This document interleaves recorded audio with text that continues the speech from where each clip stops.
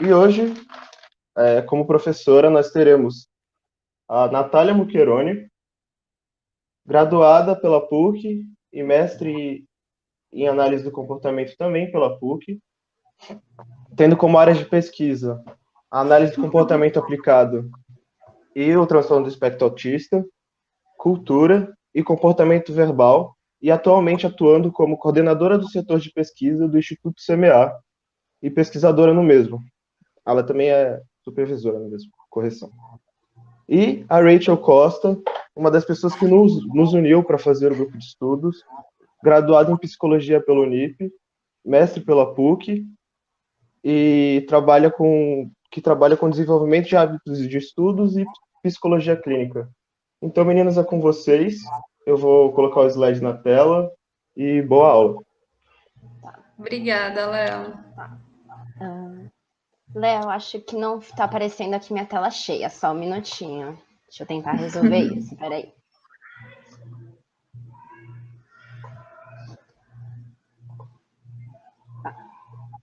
Léo, preciso de ajuda. Você consegue aparecer de volta na transmissão? Voltei. Tá. Realmente, não está aparecendo toda. Eu vou cancelar o compartilhamento e vou colocar de novo, tá bom? Ok, vou colocar Aí aqui. você me ajuda aqui a ver só se vai tudo. Pessoal, vocês estão tendo a prova real de que as aulas não são gravadas, então participem do chat, a colaboração de vocês é essencial. Como os meninos mesmos falaram ontem, os comentários, as inscrições, pessoal, vamos bater os 500 inscritos, né? As inscrições, os seguidores no Instagram são reforçadores para a nossa resposta de fazer o curso e fazer com qualidade. Agora tá a tela toda, Rachel. Agora foi, né? Tá, obrigada, viu, Léo? O som tá bom também? Tá ótimo. Agora foi. Tá. Tá tudo certo com o meu som também? Uhum. Não, Ótimo. ficou pequeno agora. Pronto, agora foi. Obrigada, Léo, pela apresentação. Como o Léo falou, né? Eu sou a Natália e a Rachel, a gente vai dar essa aula introdutória, que tem como objetivo, como o próprio nome diz, ser uma introdução, então a gente não vai esgotar o tema de controle aversivo. Como vocês vão perceber, é um tema muito amplo, com muitas possibilidades de pesquisa, muitas possibilidades de intervenção, muitos conceitos envolvidos. Mas é um tema que eu e a Rachel, a gente gosta muito, a gente, como colegas de mestrado, a gente já preparou essa aula em conjunto, e a gente espera que vocês também gostem, participem, tirem dúvidas, a gente vai fazer o possível para filtrar, junto com a equipe, todas as dúvidas e responder, né, da melhor forma possível. E espero que inspire vocês a lerem, estudarem um pouco mais sobre esse assunto, refletirem um pouquinho sobre. Então, a gente tem alguns objetivos para essa aula, coisas que a gente acha que são importantes, que vocês saiam daqui sabendo, compreendendo, tendo uma noção. A primeira coisa que a gente acha muito importante que vocês compreendam é a diferença entre a noção de controle e controle aversivo, que vocês vão ver que são temas diferentes. O que é um estímulo aversivo? O que é reforçamento negativo, as definições de fuga e esquiva, e por fim, o último ponto que a gente acha importante que vocês saberem, que é um ponto bem polêmico, é as duas perspectivas de punição, a perspectiva de punição simétrica e assimétrica, os efeitos e algumas consequências, digamos assim, de adotar cada uma. Então, vamos começar, né, gente? O primeiro ponto é o que é controle. É uma coisa que a gente sempre gosta de ressaltar, porque quando a gente fala em controle aversivo, a primeira palavra que está lá nesse termo é controle. E controle, ele é um termo que a gente costuma entender de uma forma diferente na análise do comportamento do que o senso comum passa.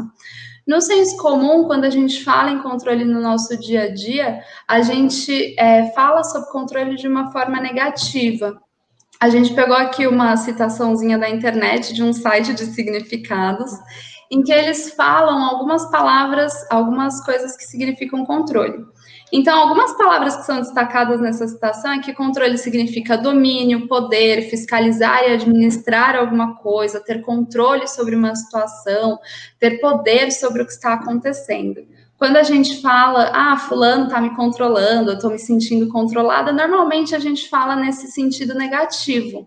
Mas na análise do comportamento, o sentido de controle ele é outro.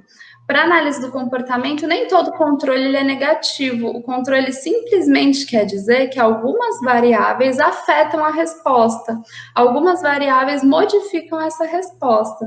E aí o controle comportamental ele pode existir em situações que geram efeitos emocionais agradáveis e prazerosos ou em situações que não necessariamente geram esses efeitos.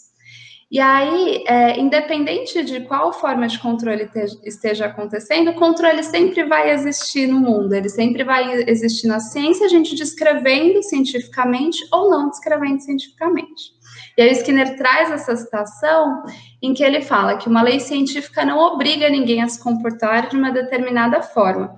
Ela simplesmente descreve contingências sobre as quais certos tipos de comportamento terão certos tipos de consequência. Então, o papel da análise do comportamento é justamente descrever relações de controle e, é claro, quando isso for interessante para o analista do comportamento, modificar variáveis, seja para promover o bem-estar de um indivíduo, seja para promover o bem-estar de uma cultura, de uma sociedade. O que eu acho sensacional só um comentário nessa frase é que basicamente ele fala, você não precisa acreditar, não é uma fábula, né? O controle ele tá aí, você acreditando ou não, ele existe. Mas quanto melhor você consegue observar essas variáveis e melhor descrevê-las, você tem mais chances de controlar o seu próprio comportamento, ter maior autonomia e conseguir organizar as contingências de uma maneira que você tenha mais qualidade de vida, talvez. Então, acho isso sensacional. Perfeito, é isso mesmo. E aí o controle, como a gente falou, né, ele existe em várias situações. O controle para análise do comportamento, ele está presente no reforçamento positivo, no reforçamento negativo e nas situações de punição, que são todos os itens desse quadro que vocês estão vendo na tela. Mas o controle aversivo, ele lida só com uma parte das formas possíveis de controle. O controle aversivo, ele é uma área de estudo que tem como objetivo analisar os efeitos do reforçamento negativo e da punição. Apenas desses. Então, é como se o controle fosse uma área muito grande e dentro dessa área existisse uma área menor, que é a do controle aversivo.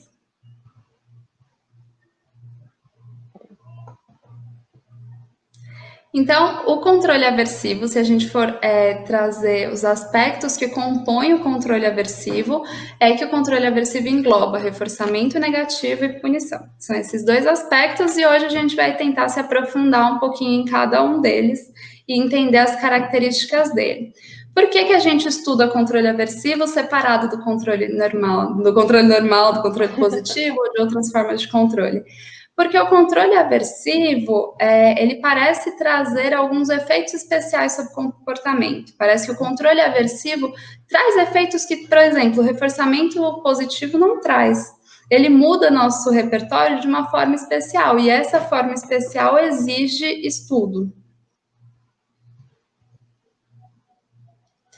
Então, a primeira parte já foi, a parte do que é controle, e agora a gente vai entrar no que é estímulo aversivo. É muito importante a gente entender o que é o estímulo aversivo, porque vocês vão ver que o estímulo aversivo ele faz parte de toda e qualquer contingência de controle aversivo. Então, sempre que tiver uma contingência de controle aversivo, vai ter um estímulo aversivo envolvido. E aí, o estímulo aversivo, ele tem algumas características próprias, que é todo e qualquer estímulo que a gente tem uma tendência a fugir ou esquivar caso a gente tenha a oportunidade. Então, no estímulo aversivo, é um estímulo que quando a gente está em contato com ele, a gente faz de tudo que é possível para sair de perto desse estímulo, para evitar entrar em contato com esse estímulo, que enquanto a gente está lá, a gente quer que aquilo acabe logo. Enfim, né? Essa é uma forma do senso comum de descrever o que é a tendência de fugir e esquivar sempre que a gente tem a oportunidade. Então, a gente sabe que um estímulo é aversivo quando ele produz essa tendência de fuga e de esquiva. E o estímulo aversivo, ele não tem nenhuma característica física, nenhuma propriedade que o determine. A gente sempre fala que não existe nenhuma especificidade, palavra difícil, meu Deus, especificidade física. O que quer dizer não ter nenhum tipo de especificidade física? Quer dizer que, a priori, a gente não pode falar que algum estímulo é ou não é aversivo. O que vai determinar se um estímulo é aversivo ou não é se ele produz fuga e esquiva, certo? E os estímulos aversivos, eles também podem ser tanto incondicionados quanto condicionados. Os estímulos aversivos incondicionados, vocês vão lembrar um pouquinho da discussão de níveis, o nível filogenético, o nível ontogenético, o nível cultural. Os estímulos aversivos incondicionados, eles vêm ali do nível filogenético. Eles são estímulos que eles se tornaram aversivos por causa da história de seleção natural da nossa espécie, porque eles serem aversivos ajudou na nossa sobrevivência enquanto espécie ao longo de muitos e muitos anos de seleção natural e de evolução. Então, a gente tem vários exemplos de estímulos aversivos que são incondicionados, temperaturas muito altas ou muito baixas, a gente tem a dor, o choque, um som muito alto é um estímulo aversivo incondicionado, uma luz muito intensa. Então, se eu pegar, por exemplo, um bebezinho que nunca teve uma história muito longa de interação com o mundo, eu apresentar para ele algum desses estímulos, uma temperatura muito alta, um choque, uma luz intensa, esse muito provavelmente vai ser um estímulo aversivo para esse bebê, a não ser que ele tenha ali alguma característica neurológica, orgânica diferente. Isso quer dizer que toda temperatura, todo choque, toda luz intensa vai ser sempre aversivo? Não necessariamente, a gente vai discutir um pouquinho mais sobre isso daqui a pouco. Já os estímulos aversivos, quer complementar? Só para comentar aqui que a Ana Karina, ela colocou um comentário que hoje na verdade eu tô olhando torto porque eu tô com outra tela aqui para ver o pessoal do YouTube. Ela perguntou, né, se o estímulo aversivo é resultado de trauma, né? Então, acho que isso que a Natália tá falando vai começar a mostrar pra gente, né, que tem os incondicionados, ou seja, eles vão... a gente é mais sensível a algumas coisas devido à nossa história, né, como espécie, mas alguns não são bem assim. Aí eu acho que só para Ana se atentar a essa parte que a Natália vai discutir, e aí se não ficar muito claro, pode continuar mandando... Isso, aí pergunta de novo.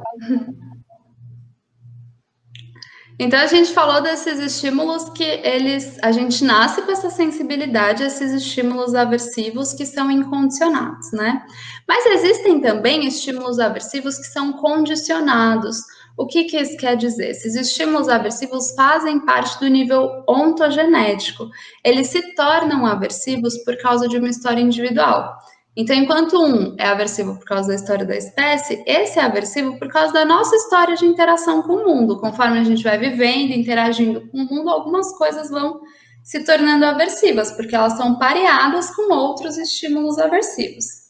Então, a gente tem alguns exemplos, por exemplo, brigas e broncas, que, enfim, né, ninguém nasce sendo sensível à briga e à bronca como um estímulo aversivo. A princípio, nem é punição ser uma pessoa brigando com a outra, mas se torna conforme a gente vai interagindo com o mundo, conforme a gente vai vivendo. Tem pessoas que têm medo de altura, isso também é um medo.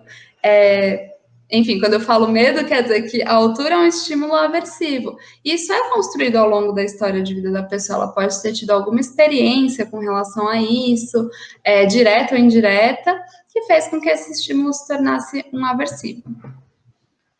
A gente tem também avião, que pode se tornar um estímulo aversivo condicionado, críticas, ouvir críticas dos outros, é um super aversivo para a maioria de nós que somos seres sociais, né? Mas também é construído pela nossa história na cultura, na nossa sociedade. Cachorro, tem gente que tem medo de cachorro, né?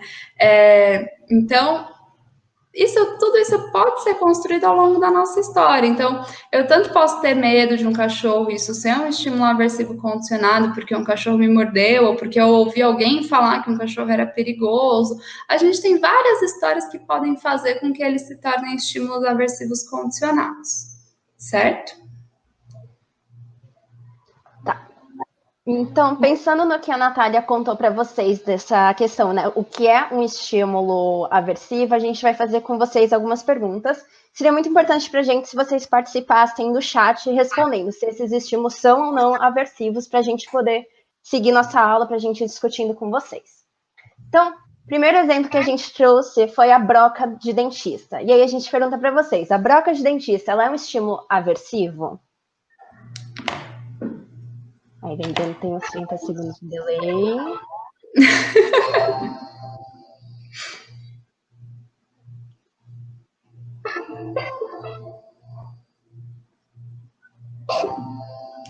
Ó, a gente tem aqui, um falou muito, outro falou sim, outro falou não, outro colocou ainda com uma pergunta. Tá, então segura essa. Reflitam. A gente vai segurando a reflexão para... Chegar alguém bem assim no seu cangote e dar um grito na sua orelha. Ou então te xingar, falar alguma coisa para você em tom alto. É aversivo para vocês? Para Mai... Ai, a Mai, aluna do curso de verão. Para Mai falou que sim, o Bruno falou que para ele é, sim. Tá. Ok. Matheus falou que não. Tá, então temos respostas diferentes aqui. Fazer apresentações em público, pode ser em público. Tipo uma aula do YouTube. A gente pode aproveitar nesse momento aqui que a gente está com o público virtual. É um estímulo aversivo?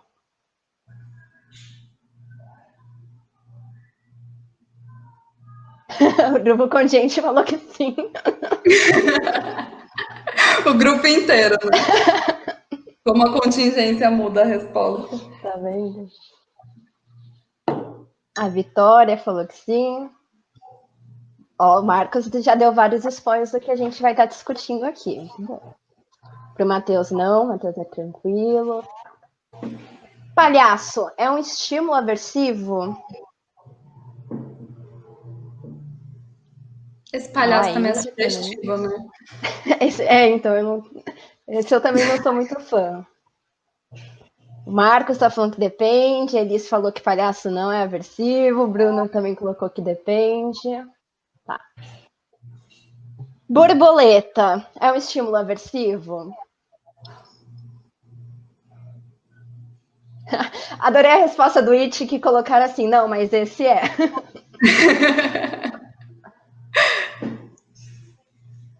Tá, então, para borboleta a gente tem alguns aqui que sim, outros que não. E aí teve várias respostas que já foram explicando um pouquinho. Nossa, o pessoal fala que borboleta não é aversivo, né, gente? Eu me sinto, sempre que eu dou essa aula e eu coloco o exemplo da borboleta, eu me sinto mal, porque eu acho que eu sou uma das únicas que tem isso como estímulo aversivo, e minha resposta é sempre de fuga esquiva, porque eu tô só olhando para o chat, eu não tô olhando para a borboleta. Então, pessoal, obrigada pela participação de vocês no chat, foi muito legal. E olha, temos um biólogo no grupo, muito bem, prazer. Ah, que legal! E algumas pessoas... Pode falar, Nath. Não, eu ia comentar que eu achei muito legal que cada um respondeu uma coisa, né? Então tem gente que respondeu que sim, tem gente que respondeu que não. E todas as respostas estão certas, no sentido de que o mesmo estímulo pode ser aversivo para uma pessoa e pode não ser aversivo para outra. Quando a gente fala que não existe uma especificidade física do estímulo aversivo, a gente quer dizer justamente isso, que uma coisa que parece ser muito aversivo, tipo uma bronca ou uma broca de dentista, pode não ser aversivo dependendo da história de interação de uma pessoa com o seu ambiente. Por outro lado, uma coisa que parece ser reforçadora positiva pode ser super aversiva se uma pessoa tem uma história de punição relacionada com aquilo. Então, por exemplo, um professor que dá muita atenção para um aluno dentro de uma sala de aula, ele pode fazer isso na melhor das intenções de achar que está sendo um mega reforçador positivo. Mas para algum aluno específico, que talvez seja muito tímido, que tem uma história de punição em ser exposto em grupos, isso pode ser uma situação muito aversiva. E aí talvez ele deixe de falar, ele deixe de participar da aula, ele deixe de fazer as atividades, justamente para não receber essa atenção do professor. Que nem, só comentando aqui o que o pessoal está falando no chat, ó, a A Rebeca, por exemplo, quando a gente mostrou a imagem lá do It, ela falou que já sentiu até palpitação. Então a gente vai ver alguns efeitos sobre isso daqui a pouquinho. Mas eu fiquei bem confortável porque a Ana também tem medo de borboleta e estão perguntando qual a minha história de reforçamento, né, a minha história ali de punição a respeito da borboleta. Depois eu conto, porque aí eu peço para os meninos editarem para isso não ficar salvo. Mas basicamente... um plano de sensibilização sistemática juntas. Mas como a gente vai discutir mais para frente um pouquinho da questão de regras, acho que dá para ficar, né, já para comentar um pouquinho com o pessoal. Mas eu nunca passei por uma exposição na qual fui atacada por uma borboleta ou alguma coisa assim. Mas na minha infância tinha um estilo de um mito, né, que comentava assim, não pode pegar na borboleta, olhar muito para a borboleta, ou pegar a borboleta e coçar o olho, alguma coisa assim, senão você fica cega. E eu morro de medo de ficar cega, então eu fico com medo da borboleta, porque para mim tá muito ligado a essa história. E eu sempre que eu vejo uma borboleta, a minha resposta é de fugir. Então eu literalmente me abaixo quando ela voa, ou eu cubro meus olhos. É bem constrangedor, mas já que a gente está se expondo na aula, a gente comenta aqui a história para os alunos não ficarem sem resposta. A exposição tem que ser total, né? Deixa eu só avisar os meninos da transmissão para separarem a pergunta do Vinícius e Vanel para a gente discutir depois, que a gente vai entrar bastante nessa parte, mas se a gente falar agora, a gente vai comer alguns slides. Mas é isso. Pode passar, Nath? Você tem alguma coisa para complementar com o pessoal? Tá. Depende da borboleta. Ai, gente, eu tô com medo agora da borboleta. Vamos lá. Pode. Então, a gente pontuou muito que um estímulo ser aversivo ou não ser aversivo depende da história de interação de uma pessoa com o mundo. Então, coisas que parecem ser super inofensivas, como a borboleta é para mim, para uma pessoa que tem uma história de punição com relação a essa borboleta vai se tornar um estímulo aversivo.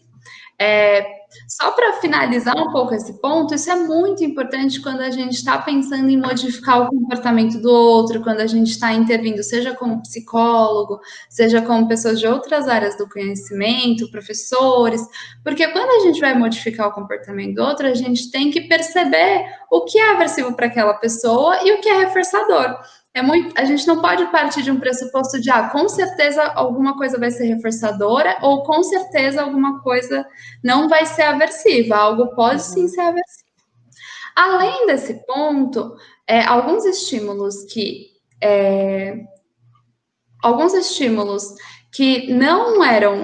são aversivos por causa da história a história filogenética. Então, por exemplo, a gente nasce com uma sensibilidade à dor como um estímulo aversivo.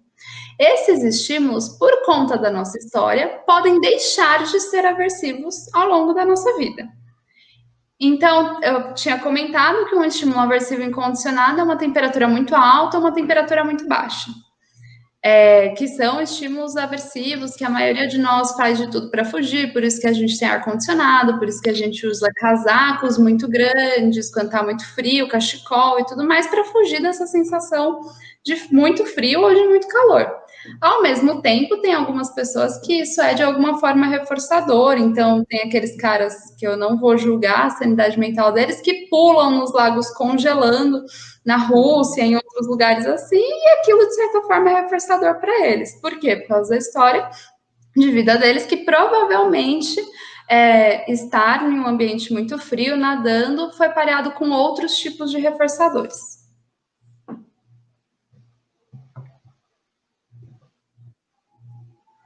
E aí, só para fechar essa discussão sobre o que é um estímulo aversivo, o Seidman, num livro que se chama Coerção e Suas Implicações, esse livro, gente, para quem tem interesse na área de controle aversivo, é um livro muito bom, é um livro didático, que tem uma linguagem super clara, que explica passo a passo muitas das coisas que a gente vai falar aqui, até de uma forma muito melhor explicada, claro, o Seidman.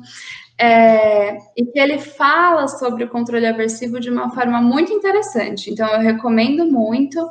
Existe PDF para quem quiser, tem o livro disponível para compra.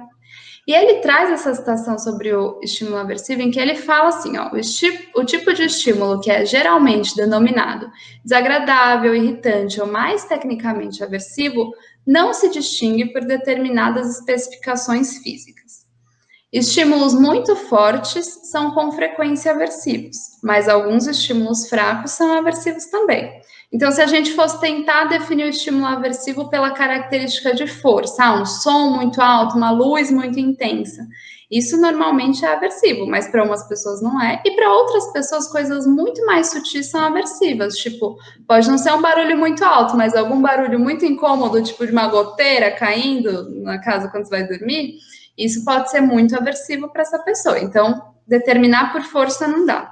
Estímulos que adquiriram poder aversivo por um processo de condicionamento, pouco provavelmente possuem propriedades físicas identificadoras.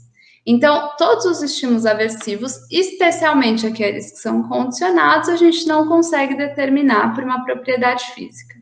Então, como que a gente sabe o que é aversivo? Como que a gente tem uma noção de quais estímulos vão ser aversivos para eu planejar uma intervenção ou para eu, enfim, fazer uma análise de alguma contingência? A gente sabe que um estímulo é aversivo se ele gera uma resposta de fuga e de esquiva. Então, no caso da Rachel, fica muito claro que quando ela vê uma borboleta, ela se abaixa, né? Ela foge do lugar que ela estiver, porque aquilo é muito aversivo para ela. Então, ali eu já sei que é uma contingência aversiva que ela está envolvida. Então, só para fechar, a gente sempre tem que observar a tendência de fuga ou de esquiva de uma pessoa. Mesmo que aquilo não pareça ser aversivo, se a pessoa está fugindo ou está esquivando, é porque, de certa forma, é um estímulo que tem uma propriedade aversiva envolvida.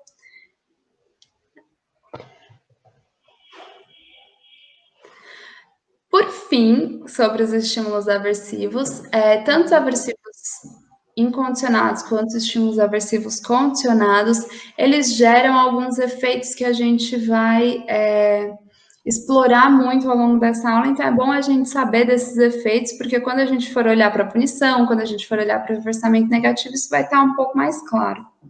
O estímulo aversivo, ele gera, como eu falei, fuga e esquiva, então quando a gente está diante dele, a gente quer sair de perto, a gente faz de tudo para não entrar em contato, a gente não quer ter aquilo no nosso mundo, no nosso ambiente, na nossa vida. Mas, além disso, um estímulo aversivo, ele elicia reflexos. Vocês viram a aula de reflexos? Então, um estímulo aversivo, ele pode gerar, por exemplo, taquicardia, ele pode gerar sudorese, ele pode gerar várias sensações, inclusive sensações que a gente tende a chamar de sensações de medo, sensações de ansiedade, sensações de incômodo. Então, o estímulo aversivo, ele tem esses dois lados, ele não só gera fuga e esquiva, ele gera também sensações corporais que também são muito incômodas, e muitas vezes quando as pessoas vêm para o consultório do psicólogo, por exemplo, o que elas estão tentando fugir, o que elas querem acabar é com essas sensações. Às vezes elas não estão nem querendo acabar com a situação, mas as sensações, os reflexos que são eliciados, são reflexos que elas querem acabar na terapia ou tomando alguma medicação, enfim, cada um tem uma forma, né? Tá. Nath, só antes da gente continuar, a Ana tá com uma dúvida sobre os incondicionados, eu vou voltar um pouquinho os slides para a gente discutir, e aí o bom disso é que se alguém mais tiver alguma dúvida do que a gente já falou até agora, a gente já vai retomando aqui. Tá, perfeito. Então, Ana, a gente vai retomar essa parte, e se ficou alguma dúvida, não só sua, mas de qualquer pessoa que desse bloco de aula, a gente vai comentando. Então, ela falou, né, por favor, explica novamente os incondicionados. Então, estímulos aversivos incondicionados são estímulos aversivos que nós temos uma sensibilidade maior a eles por conta da seleção da nossa espécie. Então, quando a gente... Lembra do que o Matheus falou com vocês na terça-feira, né? Então, existem 3 níveis de seleção. A seleção o filogenético, o ontogenético e a seleção cultural. Então, quando a gente está falando do primeiro nível, a gente está falando de coisas que são selecionadas, de uma sensibilidade maior a nível de sobrevivência. Então, se a gente for pensar, talvez, num choque, a gente tem que ter uma sensibilidade maior a um choque muito intenso, porque se a gente não tiver uma sensibilidade, por exemplo, enfiar o dedo na tomada, eu levo o choque. Se eu ficar ali, sei lá, 10 minutos levando um choque a 220, eu vou morrer. Então, é importante que eu tenha essa sensibilidade ao choque para quem fez, sei lá, um garfo na tomada também o choque, eu consiga me soltar. Isso é importante para a minha sobrevivência. Então, isso é algo aversivo, por quê? Porque a minha resposta vai ser de fuga e esquiva. E eu tenho essa sensibilidade maior a nível de sobrevivência. Temperaturas muito altas ou muito baixas. Se a gente não tivesse essa sensibilidade, a gente poderia se ferir gravemente, né? Isso acabaria causando um dano para a gente como organismo. Então, ficou um pouquinho mais claro, pessoal, essa parte do incondicionado? Aí, o que é importante, que nem a Natália trouxe, é que algo que talvez é incondicionado muda de pessoa para pessoa, que nem som alto.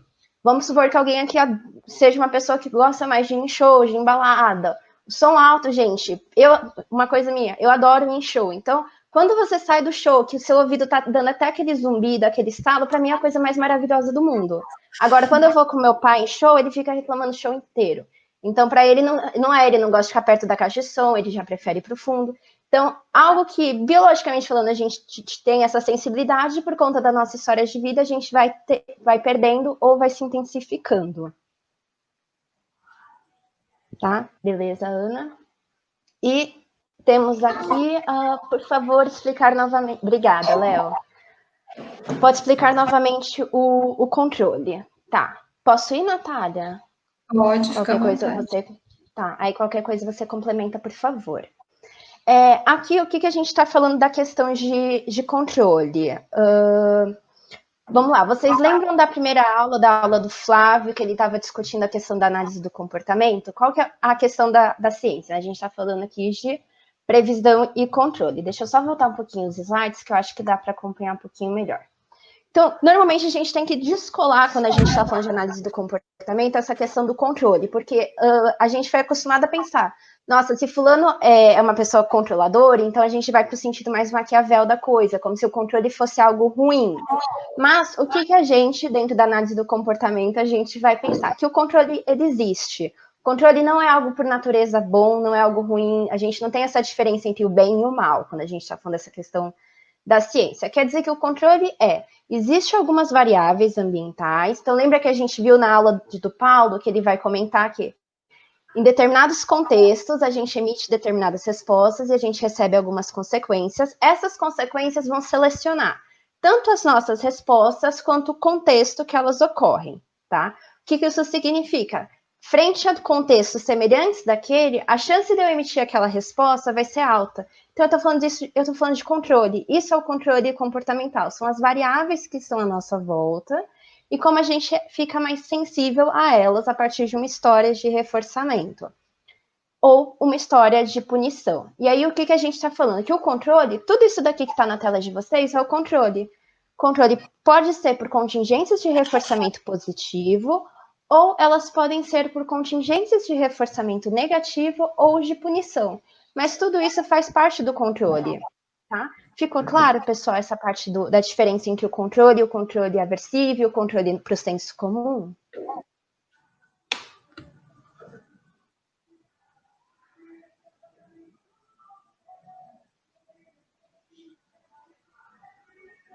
Peraí, tem uma pergunta da Vilma, Léo, você pode selecionar, por favor?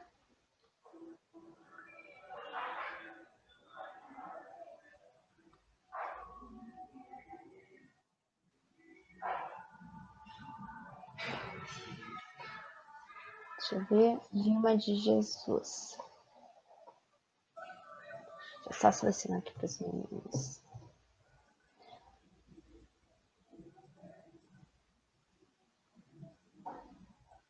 Tá. Então, enquanto não aparece na tela... essa pergunta.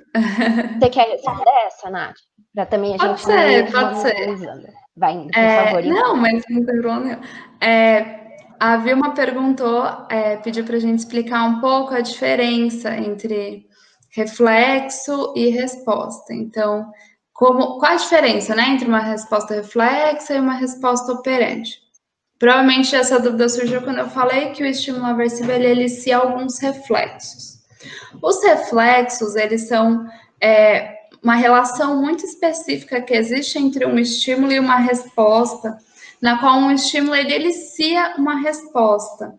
Então, um exemplo para ficar um pouco mais claro. Quando aparece um som muito alto e meu coração bate muito forte, é um reflexo. A única relação que a gente está observando é entre o estímulo eliciador e a resposta eliciada. Quando um som muito alto acontece, meu coração bate mais forte. Quando tem uma luz no meu olho e o olho, a minha pupila contrai, ou quando está muito escuro e minha pupila dilata. São respostas que são, em sua maioria, selecionadas por causa da sobrevivência da nossa espécie. A gente sempre faz uma diferença entre o que é o reflexo e o que é o operante. Enquanto no reflexo eu só tenho um estímulo e uma resposta, um elicia o outro, no operante a gente tem um estímulo antecedente, uma resposta e também uma consequência. A consequência ela vai influenciar a resposta, vai tornar essa resposta mais provável ou menos provável. Será que ficou um pouquinho mais claro assim? Então, quando eu falo que o estímulo aversivo ele elicia reflexos, eu quero dizer que ele é um estímulo que vai gerar várias respostas orgânicas em mim. Por exemplo, meu coração vai bater mais rápido, meu estômago vai produzir mais bile, mais suco gástrico, né? Na vida, suco gástrico. Várias coisas no meu organismo vão mudar, que são reflexos que acontecem por conta desse estímulo aversivo. Será que ficou um pouquinho mais claro para a Vilma?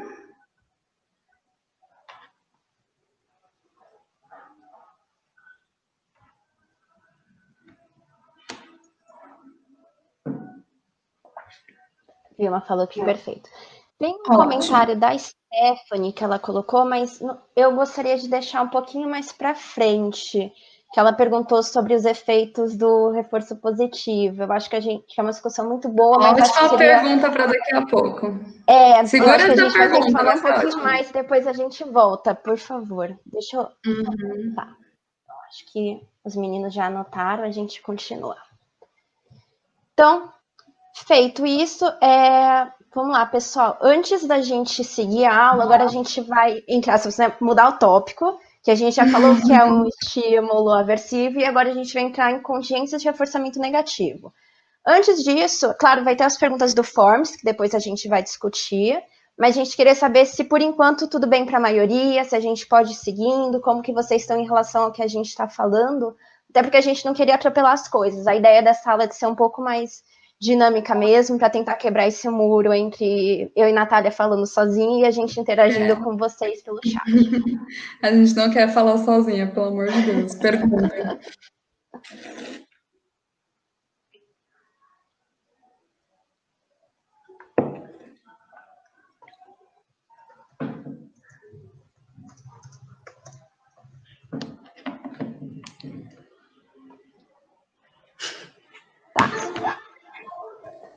O pessoal tá falando que por enquanto tudo bem, então a gente vai seguindo. Qualquer coisa, vocês vão parando a gente pelo chat. Então, posso ir, Nath? Pode. Tá. Então, como vocês viram na quarta-feira, na aula do Raniel, ele estava contando para vocês sobre as contingências de reforçamento, né? O Raniel, depois o Bruno, enfim, todo mundo estava discutindo o quê? Reforçamento positivo não é um reforçamento que é bom. É um reforçamento que ele é caracterizado pela adição de um estímulo na contingência, ok? Agora, se a gente está falando que o reforçamento positivo ele é caracterizado pela adição, a gente não vai falar que o negativo é ruim. A gente vai falar que ela é uma resposta que ela é reforçada pela remoção de um estímulo. Qual estímulo? Aqueles estímulos que a gente estava discutindo antes. Então, como que fica isso dentro da contingência? A gente tem um estímulo antecedente, que ele vai adquirir, como vocês viram com o Paulo, funções de SD ou S-delta. Então, aqui a gente pode chamar de S+, ou S-, é o nosso estímulo antecedente. Esse estímulo, depois de uma história de reforçamento diferencial, uma história de punição, enfim, dentro de uma história ali de contingências do indivíduo, ele vai passar a evocar algumas respostas. E essas respostas, elas vão remover as consequências que, entre aspas, estariam programadas para acontecer. Como que funciona isso, então? Dentro do reforçamento, a gente tem o Então, a gente vai ter as contingências de reforçamento. Elas podem ser positivos, ou seja, a gente está falando da adição de um estímulo reforçador positivo, que vai fortalecer a emissão daquela classe de respostas frente a um determinado contexto, enquanto as contingências de reforçamento negativo, elas também vão fortalecer a emissão de uma classe de respostas frente a um determinado contexto a partir da remoção de um estímulo reforçador negativo, que era o que a gente estava chamando antes de estímulo aversivo. Tudo bem, por enquanto, a diferença entre os dois? A gente vai discutir com mais calma, mas podemos seguir? Tá. Obrigada, Evelyn, pela resposta. Acho que... Então, a gente vai seguindo. Qualquer coisa, vocês parem a gente, por favor. Então, vamos lá. Reforçamento positivo e negativo. Então, o que a gente está falando com isso? Né? Voltando ali àquela questão que perguntaram sobre a questão do controle, né? Então, ambos os reforçadores, tanto os positivos quanto os negativos, eles vão controlar o nosso comportamento. Lembra que desde o primeiro dia de aula o pessoal tem falado que a gente é sensível às consequências, aquilo que acontece depois do que a gente faz, ou que acontece depois de forma acidental, né? Como vocês viram na aula da Letícia Thieme. Mas o que ele quer dizer é que, quando a gente está sob contingência de reforçamento positivo, a gente não falaria que a gente está dentro de uma contingência que ela é mais coercitiva. Deixa eu ver o que mais é importante dessa frase. Que o Seligman vai falar. Quando produzimos coisas ou eventos que usualmente consideramos úteis, informativos ou agradáveis, estamos sob contingências positivas. Mas quando nos livramos, diminuímos, fugimos ou esquivamos de eventos perturbadores, perigosos, ameaçadores, reforçadores negativos estão no controle. E com esse grupinho, né, ele vai chamar de coerção. Então, o que ele quer dizer é, se a gente foge, se a gente evita entrar em contato com o estímulo, quer dizer que a gente está sendo controlado por ele. Da mesma forma de que, se a gente emite uma determinada resposta dentro de um determinado contexto, porque na nossa história de vida nós recebemos, ali a gente foi consequenciado com reforçadores positivos, com reforçador negativo é a mesma coisa. Nath, quer complementar ou você acha que está tudo bem? Um exemplo que eu acho que ilustra um pouco é que se eu quero ensinar uma criança, eu quero ensinar a criança a fazer a lição de casa, eu quero que ela faça essa lição de casa. Tem duas formas que eu posso controlar essa resposta. Eu posso pedir para essa criança para ela fazer a lição de casa e quando ela fizer, ela vai ganhar meia hora no videogame. É um reforçamento positivo. É uma forma que pode ser mais prazerosa, como o Seligman falou, pode ter aí alguns efeitos emocionais, vai ser mais prazeroso, a criança vai fazer um pouco mais motivada. Essa é uma forma de controle, eu estou controlando o comportamento dela. Se eu mando uma mensagem elogiando alguém, eu estou controlando o comportamento dessa pessoa, eu estou aumentando as chances dela fazer isso no futuro. Mas eu também posso ensinar essa criança a fazer a lição de casa ameaçando, brigando com ela, e ela vai fazer a lição de casa para evitar que eu brigue com ela. Essa é outra forma de controle. Mas essa outra forma de controle vai ser um reforçamento negativo, porque ela vai fazer uma coisa para tirar um estímulo da vida dela, para tirar um estímulo do ambiente que está ali. Ela não quer que você brigue, então ela vai fazer a lição de casa para tirar a briga. Os dois são reforçamento, os dois aumentam as chances da gente responder de uma certa forma, os dois fortalecem uma resposta, mas cada um produz efeitos muito diferentes sobre o organismo. Um vai ser um efeito aversivo e o outro vai ser um efeito de reforçamento positivo. Certo? Acho que com isso a gente já deu até uma comentada, né, naquela pergunta que falaram sobre a questão dos efeitos. Eu acho que esse exemplo fica bem didático para a gente pensar. E aí, voltando então para essa questão de reforçamento negativo, ele gera, então, é uma contingência que ela vai gerar respostas de fuga ou respostas de esquiva, e a gente vai ver cada uma delas. Então, o que seria uma resposta de fuga? Então, quando encontramos um estímulo aversivo, fazemos de tudo para desligarmos ou escaparmos dele. Se encontrarmos novamente, faremos o que funcionou antes. Então, o que o Seligman quer dizer nessa frase? Vamos pensar aqui. A gente está numa situação que a gente está tomando chuva. Vamos olhar sempre dentro da contingência. Qual que seria o meu estímulo antecedente para isso? Então, a gente está na chuva. No caso do nosso exame, a gente pegou de How I Met Your Mother, a gente tem o Ted que está na chuva. Qual que é a resposta que o Ted emite quando ele está tomando chuva? Ele se abriga embaixo do guarda-chuva. Qual é a consequência que o Ted tem quando... No contexto, estou tomando chuva, eu abro o guarda-chuva, qual a consequência ele tem? a chuva... Opa, ficou errado o slide, perdão. A chuva, ela é removida. Então, ele não está mais dentro dessa contingência. Ele conseguiu remover esse estímulo que, para ele, era aversivo. Um outro exemplo que a gente tem aqui, que é de outra série, Friends, que essa cena é sensacional, e ela exemplifica bastante essa questão da fuga. Então, a gente tem uma situação aqui que a Phoebe, ela do outro lado do outro apartamento, ela consegue ver pela janela o Chandler e a Mônica se beijando e fazendo outras coisas. Ai, adorei o comentário da Beatriz. Enfim. E aí, o que acontece frente a essa situação que ela tá vendo aquela cena que ela não gostaria de ter visto? A resposta dela, como vocês verem na imagem, ela fecha os olhos, ela aperta os olhos, e qual que é a consequência que ela tem quando, frente àquela visão que ela não gostaria de ter tido, que era o Chandler e a Mônica se agarrando, ela fecha os olhos, ela tem a remoção da imagem. Aí a gente pensa nessa história. Se ela encontrar de novo o Chandler e a Mônica se agarrando, ela vai provavelmente emitir essa resposta, ou uma resposta semelhante, para ela obter a mesma consequência, que é se livrar da imagem que ela não gostaria de ter visto. They are doing it. Tô adorando os comentários, gente. Obrigada por participar da aula. A gente fica bastante feliz com essa interação de vocês. Um outro exemplo que nós temos de fuga, esse exemplo aqui nunca aconteceu com ninguém, tá? Mas a gente tem uma situação de avaliações, né? Então, você chega na faculdade, você descobre que vai ter prova, você não tinha estudado para prova, você não estava a fim de fazer prova. E aí você pede para ir embora, ou você vai embora, né? A professora entregou a prova, você fala, nossa, não tô me sentindo muito bem hoje, tô passando um pouco mal. E, enfim, você pode emitir algumas respostas, e aí você vai para casa, você entrega a prova para a professora, e você interrompe a avaliação. Então, aquela situação que para você era aversiva, você emite uma resposta e você interrompe essa consequência. Você parou de ter contato com aquela estimulação aversiva. Peraí. A Ana Karina mandou mais uma pergunta, mas a gente vai discutir ela daqui a pouquinho. Se os meninos conseguirem separar a pergunta dela, eu agradeço.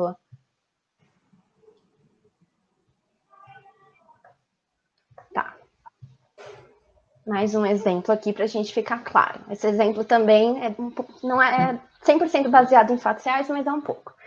Então, vamos lá. A gente está numa situação que a gente acabou encontrando o ex, né? Então, a gente tem a presença do ou da ex, talvez na rua, numa balada, no que for. A gente encontrou ali o ex.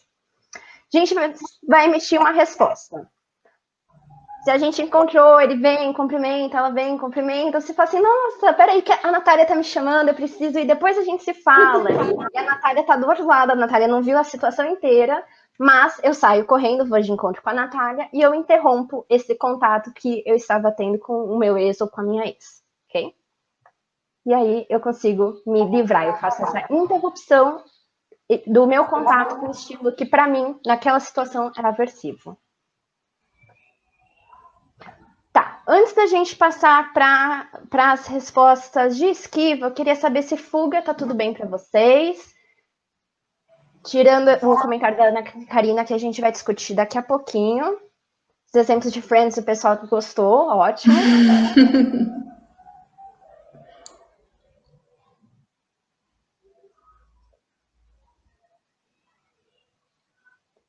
Tá. Acho que no chat, pelo que eu tô vendo, tá tudo bem. Tá tudo bem, o pessoal tá entendendo, então tá bom. Então a gente vai para a esquiva, mas se na hora de esquiva perceberem que ficou dúvida com fuga, não com o nosso secretário fuga, mas com esse contexto, e aí a gente volta e a gente vai falando. Então, vamos lá, esquiva. O fuga apareceu na tela. Então, gente, quando a gente está falando de esquiva, o Sidman, ele conta pra gente assim, que a gente sofreria muito menos se ao invés da gente esperar o choque aparecer, a gente fizesse alguma coisa para evitar que a gente recebesse esse choque. E aí a gente vai percebendo que a gente não precisa esperar estar em contato com essa estimulação que pra gente é aversiva, pra gente interromper o contato. A gente pode aprender a nem chegar a entrar em contato com elas. Por exemplo, depois que o Ted aprendeu a tomar chuva, ele pode, em uma situação... Opa, tem uma pergunta, Tamires, que eu já leio. Ele tá lá na casa dele, ele percebe que ele tá com o céu, tá com muitas nuvens, tá quase chovendo, tem aquele que o pessoal fala, né, o cheirinho da chuva se aproximando. Então, tem ali todos esses contextos que ele aprendeu a partir de uma história que isso vai gerar chuva. O que ele faz? Ele emite uma resposta que é carregar o guarda-chuvas. Então, ele não precisa ou então assim, ele já tá na rua, deu aquele umpinho, ele percebeu, ele já abre o guarda-chuva. Como que acontece isso? Ele não toma chuva, ele não precisa ficar totalmente molhado para abrir o guarda-chuva. Se ele já aprendeu que esse é o sinal para abrir o guarda-chuva, se esse é um sinal para eu levar comigo o guarda-chuva. Então é isso que é a resposta de fuga. A gente aprende que a gente não precisa... Perdão, a resposta de esquiva. A gente não precisa fugir da estimulação aversiva, mas a gente pode evitar a entrar em contato com ela. Isso. O Daniel comentou aqui pra gente... eu li que a esquiva... vocês conseguem pôr, meninos, por favor, na tela? A resposta do Daniel Gomes, que ele mandou às 7h56.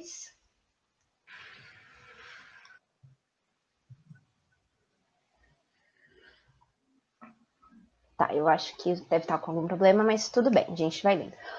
O Daniel ele comentou que eu li que a esquiva é aprendida depois de uma fuga, porque primeiro entramos em contato com o estímulo e depois aprendemos o repertório para produzir a esquiva. Exato. Perfeito. Então, a gente vai discutir algumas outras variáveis, mas isso está perfeito o que ele falou.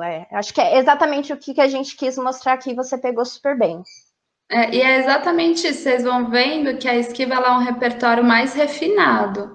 Então, primeiro você passa por uma situação de fuga, você entra em contato com aquele estímulo aversivo, e aí alguns outros estímulos vão se tornando aversivos condicionados e você passa a responder diante deles.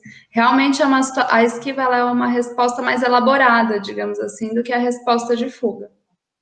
E aí eu acho não que quer dizer, só um adendo, isso não quer dizer que toda resposta de esquiva precisa de uma resposta de fuga antes. Normalmente isso acontece, mas a gente tem situações que a gente vai discutir daqui a pouco, em que, por exemplo, uma regra que a gente ouve é o suficiente para gerar uma resposta de esquiva em que a gente nunca nem precisou fugir daquele estímulo, a gente nunca entrou em contato com ele. E acho que isso responde também o comentário que a Tamires deixou no chat, mas ainda ficou... Isso. Então, a Tamires, ela fez um comentário bem semelhante do Daniel, que então é correto dizer que a emissão da resposta de fuga só se dá quando há o contato com o estímulo e na esquiva, quando não acontece esse contato. Então, exato, na fuga, a gente está em contato com a estimulação aversiva. Então, se a gente for pegar aqui, deixa eu voltar o exemplo. Então, aqui, nesse exemplo aqui, eu estava na presença do meu ex quando eu emiti a minha resposta de fuga. Quando eu falei, meu Deus, a Natália está me chamando, preciso correr para ficar junto com a Natália, porque ela precisa da minha presença nesse momento. Então, eu estou em contato com o meu ex e eu interrompo esse contato a partir de uma resposta. Agora, na esquiva, eu não trouxe esse mesmo exemplo aqui, mas na esquiva, a gente vai discutir já que vai ter um exemplo. Eu nem preciso entrar em contato literalmente com ele. Eu posso emitir algumas respostas que eu nem vou entrar em contato com essa estimulação, tá bom? Mas se não ficar claro, Tamires, depois a gente volta a discutir, tá? Então, deixa eu só passar esse exemplo aqui. Opa, tá. Então, a gente tem uma outra contingência aqui de esquiva. Então, lembra que a gente deu o exemplo de fuga daquele garoto que estava numa situação de avaliação, e aí ele começa a chorar, começa a pedir para a mãe para buscar ele vai para a diretoria, ou simplesmente junta o material e vai embora, ele se livra da prova? O que ele pode aprender? Que ele não precisa nem ir para a escola. Então, ele sabe que hoje é dia de prova, hoje vai ter alguma avaliação. O que ele pode emitir de resposta? Ele pede para ficar em casa, ele não vai, ele pega o ônibus, chega na porta da escola, ele cabula a aula. E o que ele faz isso? Qual que é a consequência que ele tem? Ele fica em casa, ele não vai nem entrar em contato com essa estimulação aversiva que está acontecendo ali. E aí, uma outra situação, eu acho que isso entra naquilo que eu estava conversando agora com a Tamires, frente à presença do ex, eu consigo avistá-lo de longe, eu imito uma resposta que é: eu atravesso a rua, eu vou para o outro lado da festa, eu evito entrar em contato com ele. Então, nesse caso, a resposta de esquiva, ela tá evitando com que eu entre em contato. Eu não preciso estar ali conversando com ele para falar, tipo, ai, nossa, a Natália tá me chamando, preciso ir.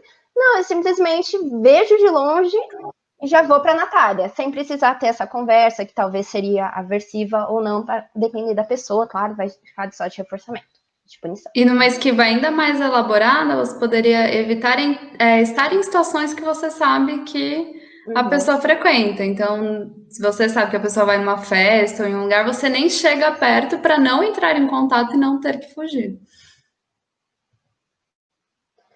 Quer contar isso da regra, já que você estava fazendo um comentário do Daniel? Pode ser. A gente tinha feito um comentário bem breve sobre como nem todas as esquivas elas são geradas por uma história de fuga. E aí parece muito estranho a gente ouvir isso, né? Da onde vem então essa esquiva que não vem por uma história de fuga? Como a gente tem uma esquiva que a gente nem tem contato direto com aquele estímulo aversivo? E aí a gente tem alguns exemplos de como algumas respostas de esquiva elas são estabelecidas por regras. Então a gente ouve várias instruções, a gente ouve várias regrinhas sociais que fazem com que a gente emita uma resposta de esquiva sem nem entrar em contato com o estímulo. Então, por exemplo, no metrô é muito comum as pessoas já entrarem no metrô, no trem, até no ônibus, com as mochilas para frente.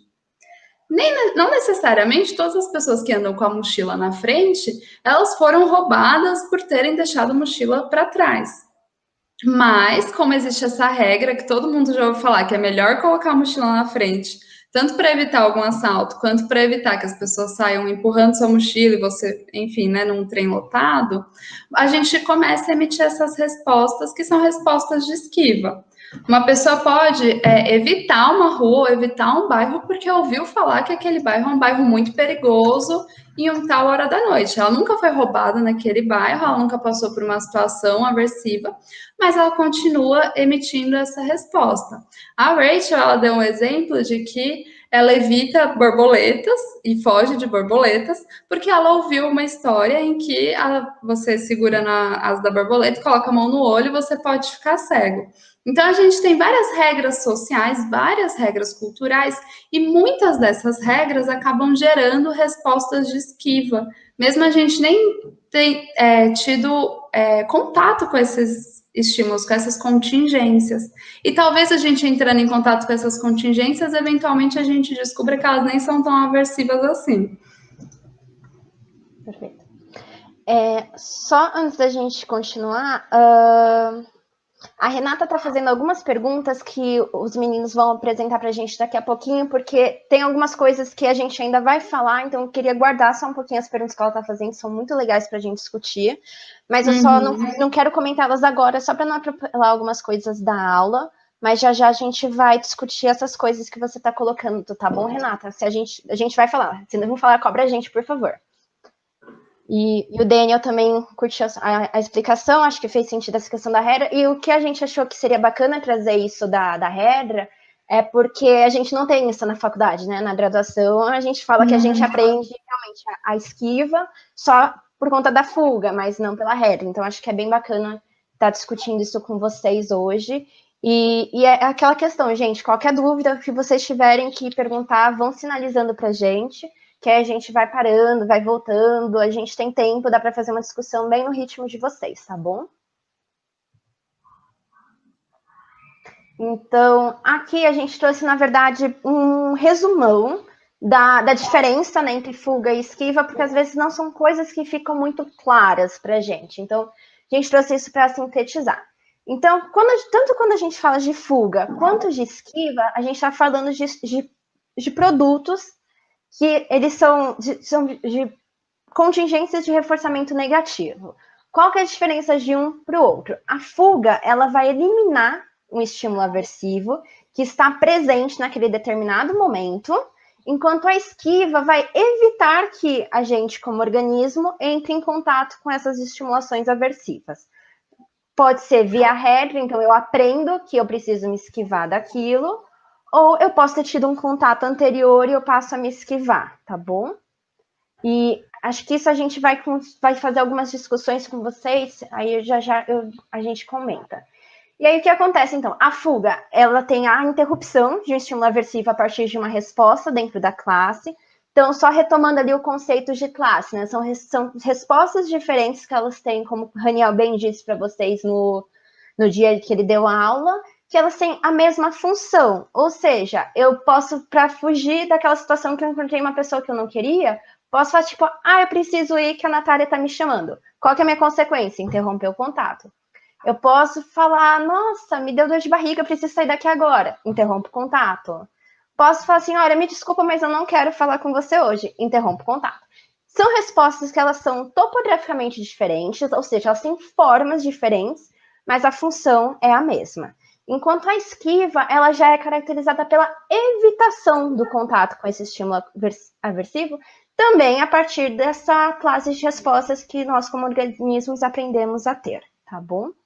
E aí... Posso só fazer um adendo? Por favor.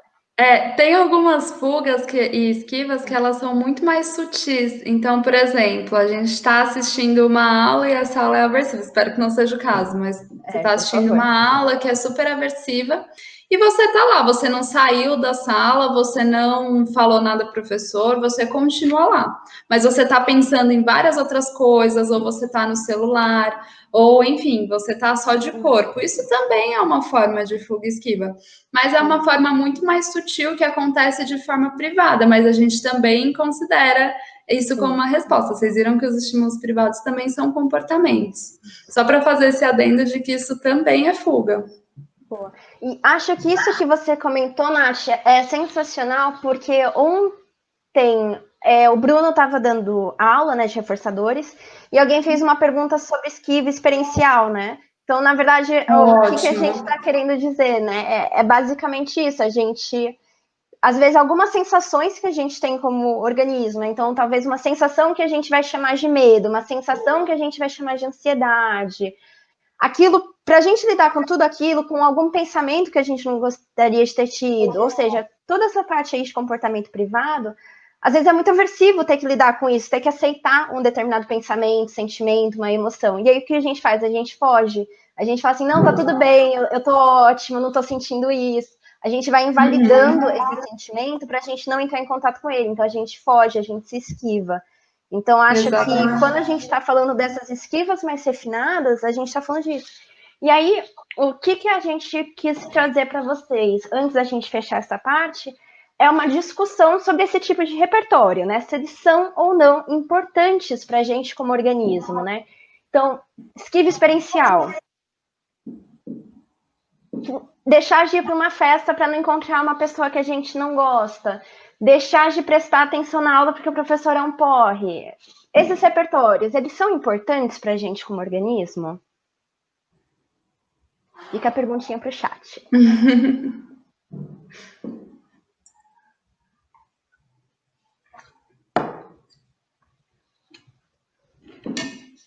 Ai, a Mai tá gostando dos exemplos do cotidiano. Que bom, fico feliz. Legal.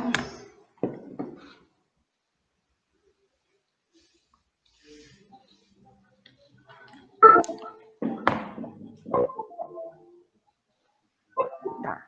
O pessoal tá falando que são repertórios bem importantes. E aí, Nath, você quer começar aquela discussão que a gente estava falando sobre esses repertórios e aí eu vou complementando, ou você prefere fazer o contrário? Como você se sente mais à vontade? Tanto faz, eu posso começar. Tanto faz, eu posso começar, ótimo. Mas qual é a questão, né? O repertório de fuga ou de esquiva, ele é importante, ele não é? A gente tem uma tendência, não só na fuga esquiva, mas sempre quando a gente vai falar de controle aversivo, a tratar o controle aversivo, a fuga, a esquiva, de um ponto de vista moral. Então, porque a aversiva é porque é ruim, porque a fuga esquiva também é porque é ruim, a gente não pode ter esse repertório. E aqui a gente quer trazer muito a visão de que a fuga ou a esquiva, ela pode ser ruim para o organismo e ela pode ser boa. Como que a gente sabe? Dependendo da resposta, isso pode trazer muitos prejuízos para aquele organismo ou pode trazer benefícios para aquele organismo. Então, o exemplo de não ir numa festa para evitar uma pessoa. Você pode não ir para uma festa para evitar uma pessoa e você pode não perder muita coisa com isso. Você evitou uma situação que realmente era uma situação muito chata e tudo bem. Nesse caso, é uma esquiva até que saudável. Agora, pode ser uma festa que era uma festa importante, com muitas pessoas que você gostava, com muitas pessoas que você... com muitos reforçadores que você queria ter nessa festa e você não está nela porque você está fugindo de alguma situação. E aí, nesse caso, essa fuga seria uma fuga prejudicial. Essa esquiva, no caso, seria uma esquiva prejudicial para o organismo. Muitas vezes a gente tem que ensinar, inclusive na terapia, para quem é da psicologia, a gente tem que ensinar as pessoas a fugirem e esquivarem de uma forma eficaz. Todos nós vamos ter situações aversivas na nossa vida. A gente vai ter situações que são chatas, incômodas, desafiadoras, tudo aquilo que o Sidman falou, que produzem mal-estar. A gente, muitas vezes, vai ter que esquivar delas. Ninguém tem que ficar em contato ali com um estímulo hiper, mega aversivo à toa. E aí é importante que a gente aprenda respostas de esquiva que sejam adequadas. Mas também tem algumas situações em que é importante a gente enfrentar esses estímulos aversivos. Por exemplo, pode ser muito aversivo dar uma aula, hipoteticamente, não estou falando de nada da gente, mas pode ser muito aversivo. Mas também pode trazer muitos reforçadores que tornem importante com que a gente não fuja e nem esquive desse tipo de situação. Né? Eu acho que é mais ou menos isso. Perfeito. Então, acho que, às vezes, pensando, né, só para complementar um pouco o que a Nath falou, acho que isso é muito importante na clínica, né, porque, às vezes, o que acontece, tem choques, né, que, como a Letícia tinha comentado, né, no desamparo, que a gente não consegue desligar, mas alguns choques a gente consegue desligar. Então, quais são os choques que são importantes ser desligados, né? E aí, se for pensar, por exemplo, assim, eu tenho...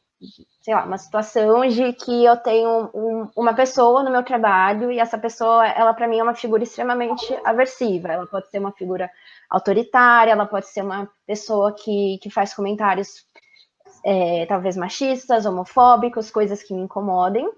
Eu não posso simplesmente parar de ir para o meu trabalho por conta dessa pessoa, né? Eu tenho que achar, talvez, maneiras de lidar com essa pessoa. Pode ser não ficando perto dela, mas eu continuo trabalhando, continuo recebendo meu trabalho, continuo ficando próximo dos meus colegas de trabalho, que são pessoas importantes para mim naquele momento. Porque se eu fugir, eu falo assim, não, eu não vou lidar com essa pessoa, e eu deixo de trabalhar, quantos reforçadores positivos eu estou abrindo mão para fugir? Então, acho que essa é a questão, né? Do que eu estou fugindo, por que eu estou fugindo, e se realmente é preciso fugir ou se esquivar, ou se tem madeiras mais importantes ou não. Esse repertório, ele é importante. A gente estava até na nossa discussão, a gente trouxe uma questão de um relacionamento abusivo, né? Então, vamos supor que você está em uma situação de agressão, de abuso, né? Tudo aquilo que a gente vê nesses tipos de relacionamentos. Não, você tem que enfrentar, vamos continuar. Não, é importante você sair desse relacionamento, é importante você ter esse repertório de fuga e esquiva, é importante você sair da sua casa, é importante você encontrar uma rede de apoio para fazer esse acolhimento. Então, eu acho que é isso que a gente quer dizer, que esquiva experiencial, por exemplo, em alguns momentos pode ser importante, a gente pode não estar pronto para lidar com aquilo hoje, mas talvez procurar uma terapia, encontrar outras maneiras de lidar com isso, ao invés de ficar só fugindo, se esquivando desses sentimentos. Então, acho que essa questão que a gente tem que pensar é que as coisas não são tão dentro de caixinhas, exato, são muito complexas para a gente dizer se é bom ou ruim. A questão é que é muito maior do que isso. E um outro adendo é que a fuga e a esquiva, elas estão muito presentes no que a gente normalmente chama de transtornos de ansiedade, depressão, toque, enfim, vários diagnósticos psiquiátricos. Normalmente, a gente tem muitos repertórios de fuga e esquiva que estão muito enraizados. Não quer dizer que eles são... que todos eles são ruins e nem que a pessoa não deva fugir. Às vezes a pessoa só tem que aprender a fugir de uma forma mais adequada. Aí, alguém perguntou, para isso seria válido a dessensibilização sistemática, em um caso de situação muito aversiva. Sim, enfim, para quem não conhece, a dessensibilização sistemática, ela é uma intervenção, né, um procedimento em que, se uma pessoa tem um estímulo que é muito aversivo e gera um prejuízo muito grande na vida dela, por exemplo, uma pessoa que tem muito medo de sair de casa, tem agorafobia enfim, estar fora de casa é um estímulo muito aversivo, um estímulo que gera muitos prejuízos. A dessensibilização sistemática, ela é um procedimento que vai aproximar essa pessoa gradualmente desse estímulo aversivo. Então, a pessoa pode, por exemplo, começar saindo no hall do prédio, começar descendo o elevador, várias e várias e várias vezes até ela se habituar com esses estímulos aversivos. E eles deixarem de ser aversivos até que ela tome o próximo passo, né? Até que ela entre em contato com um estímulo mais complexo. Então, ela vai atravessar uma rua, e aí ela vai fazer isso várias vezes até esse estímulo deixar de se tornar aversivo. É um procedimento que, enfim, a gente não vai ter tempo de se aprofundar muito nele, mas ele é muito válido para diminuir a aversividade de estímulos aversivos condicionados. Então, o estímulo aversivo condicionado, ele se torna condicionado porque ele é pareado com outros estímulos. A dessensibilização sistemática, ela trabalha quebrando essa relação entre um estímulo aversivo e o outro que foi gerado por esse. Então, essa quebra sistemática permite com que alguns estímulos se tornem menos e menos aversivos. É possível, inclusive, a gente fazer uma dessensibilização sistemática na esquiva experiencial. Então, a pessoa ir gradualmente entrando em contato com as próprias sensações e com os próprios sentimentos que são muito aversivos, que são muito difíceis, acaba sendo eficaz para melhorar um pouco esse quadro. Perfeito. Ficou claro, será, para a Daisy?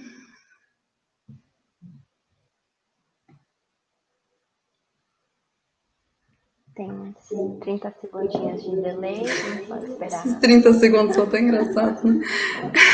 Parece muito mais. Parece muito mais.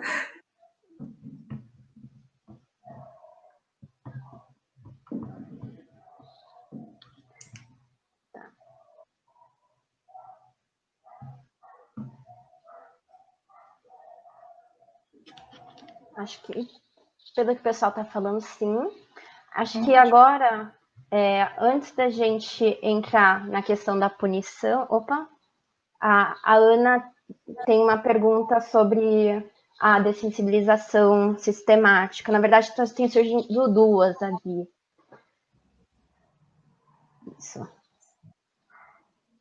Na dessensibilização, o psicólogo acompanha o paciente durante o processo ou não necessariamente? Eu diria que não necessariamente, não tem uma regra, mas é muito importante que o psicólogo acompanhe, porque o paciente vai entrar em contato com uma contingência, querendo ou não, aversiva. A gente tenta fazer esse contato ser um contato gradual, para não ser uma situação insuportavelmente aversiva. Mas como é um pouco aversiva, a gente viu, situações aversivas geram o quê? Geram fuga e esquiva. Então, se o psicólogo puder estar presente e manejar essa situação, tem muitos ganhos, porque o psicólogo vai evitar que a pessoa fuja desses estímulos aversivos e que ela realmente entre em contato com eles para que eles deixem de ser aversivos. É importante a gente saber aqui que na dessensibilização sistemática, se a pessoa foge, essa dessensibilização perde um pouco seu efeito. Então, os estímulos que são aversivos, eles continuam sendo aversivos, eles continuam trazendo esses efeitos negativos para a pessoa. E além disso, quando a gente tem um estímulo que é muito aversivo, tudo que está ao redor dele vai se tornar aversivo também. Então, esse estímulo vai criando uma reação em cadeia. Quanto mais a gente tem um estímulo aversivo, ele vai sendo pareado com outro, com outro, com outro, com outro, até que, de repente, o mundo inteiro, a vida inteira da pessoa é aversiva, ou uma grande parte da vida da pessoa é aversiva. Então, é importante o psicólogo estar próximo para conseguir manejar, para conseguir ajudar esse paciente a realmente entrar em contato e ficar em contato com esse estímulo até que esse estímulo deixe de ser aversivo. E é uma situação muito difícil para a maioria dos pacientes lidar. Mas, de novo, não existe uma regra, caso a caso, né? E aí eu acho que entra nessa questão da Ana Karina também, que ela está perguntando se é só possível em terapia ou se nós, como organismos, a gente consegue nos reeducando e nos conhecendo e vendo esse processo. Bem, acho que não tem uma resposta fácil para essa pergunta, né? A terapia, ela facilita muito esse processo, porque, como eu disse, você tem ali outras pessoas que estão ajudando você a controlar seu comportamento. Você tem uma pessoa que está te reforçando, que está, enfim, manejando toda a situação para que você consiga entrar em contato com isso. Sem terapia, é muito mais difícil, né? Você entrar em contato com esses estímulos e não fugir. Não vou falar que é impossível, quem sou eu. Acho que depende de cada pessoa. Uma pessoa talvez muito seguidora de regras consiga, se ela criar, se for uma autorregra, ela consiga entrar em contato com essas situações e enfrentar realmente essas situações aversivas, mas de fato com a terapia tudo é mais fácil. E acho que também a terapia, então, pelo que você falou, sim. Acho que não existe uma regra, né? No sentido de que precisa ter terapia, o terapeuta tem que ir junto. Às vezes você pode fazer só na terapia a lista, né? Os pequenos passos. O cliente pode tentar se expor sozinho, ele pode tentar se expor com a T, ele pode juntar uma galera e falar, tipo, não, vocês me ajudam, vamos todo mundo levar a rate no boletário, enfim. Acho que existem N possibilidades, mas eu acho que o papel da terapia também é importante verificar essa questão do porquê, né? No sentido de que, vamos supor que eu tenho uma fobia específica que é andar de avião. Tá. Quando que eu ando de avião? Nunca. Então, para mim, qual seria a vantagem de enfrentar esse meu medo? Nenhuma, eu nunca ando de avião, eu não sou uma pessoa que precisa, que gosta, eu nunca viajo. Não... Agora, por exemplo, eu sou uma pessoa que eu trabalho e meu trabalho envolve viajar de avião, né? Você é uma aeromoça. Exato. Boa, perfeito. Como que você vai lidar com isso? Você precisa da terapia, você precisa pensar em algumas situações para você pensar nesse medo, nessa sua fobia um pouco mais específica e maneiras de você lidar com ela, porque você precisa lidar com ela. Agora, se for pensar, talvez, o meu medo de borboleta. Não é o medo que atrapalha a minha vida. Eu vejo a borboleta, passo um pouco de vergonha, né? Que eu me encolho assim na rua, às vezes eu dou um grito quando eu não percebo, mas segue o baile, sabe? Não é algo que atrapalha, eu não perco outros reforçadores por isso. Então, acho que talvez a terapia, ela também te ajude a ver qual que é a função, por que você não quer ter medo disso, né? Acho que é essa visão muito global dos prejuízos que traz para cada pessoa, né? Exato. Eu posso ter medo de jacarés, nunca vou ver espero nunca ver um jacaré na minha vida. Então, na verdade, então é uma análise global, a gente tem que ver os prejuízos para cada um. Mas eu diria que a terapia ajuda muito. Perfeito. Acho que a gente pode abrir agora para os meninos comentarem as perguntas do Forms. E sim, enquanto a gente discute as perguntas do Forms, se for surgindo mais algumas dúvidas, o pessoal pode ir mandando também no chat. Aí a gente faz uma pausa e aí a gente começa a discussão sobre punição.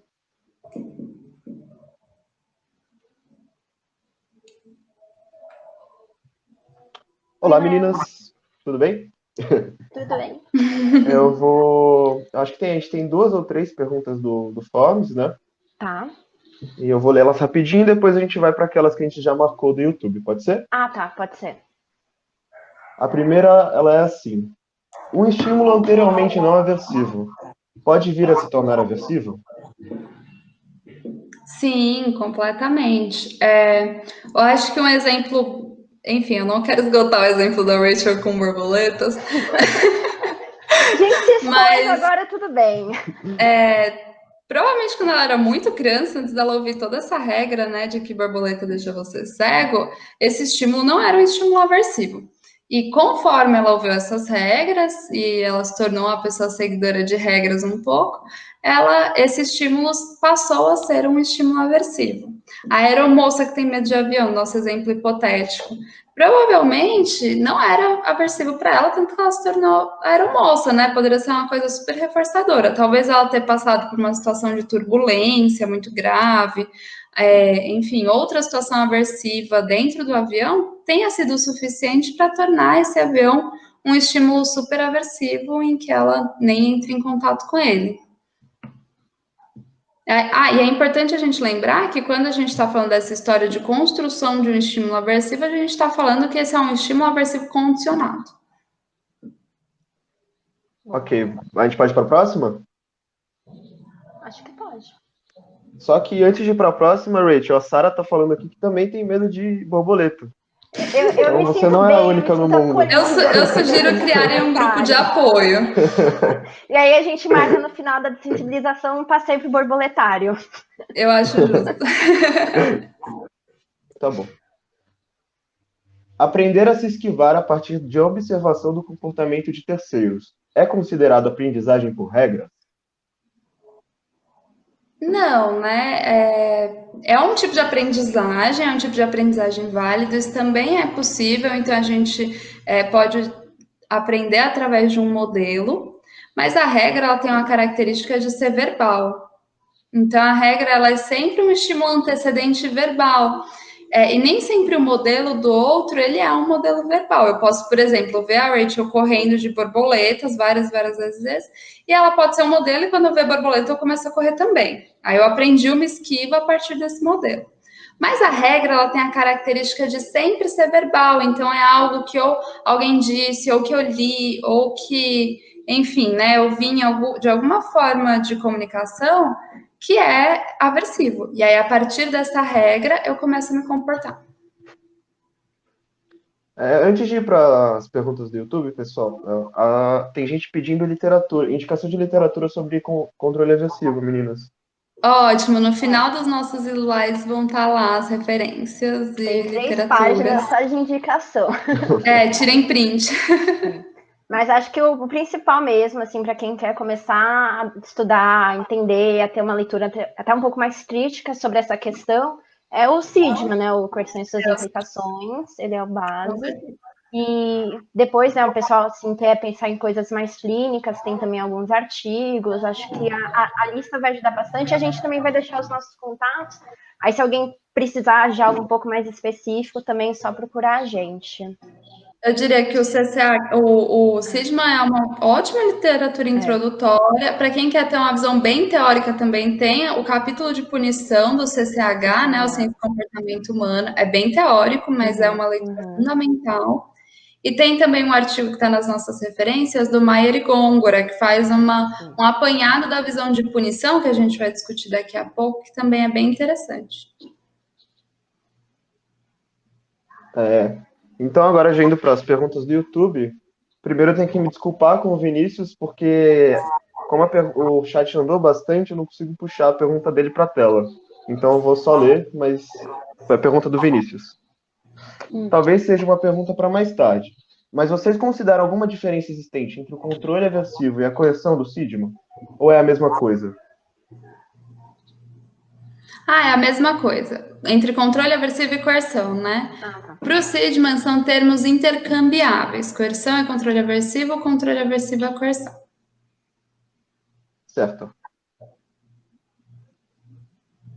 A fuga pode piorar nosso desenvolvimento pessoal ou poderá nos acarretar uma resposta de fraqueza? Se a fuga piora ou não o nosso desempenho pessoal, depende do que você está fugindo, né?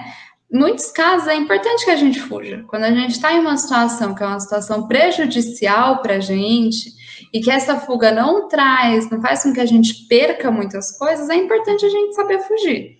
E nesse caso, a fuga vai ajudar o nosso desenvolvimento. Mas se for uma fuga que gera efeitos, faz que a gente perca coisas que são importantes, reforçadores positivos, aí ela pode piorar o nosso desenvolvimento pessoal.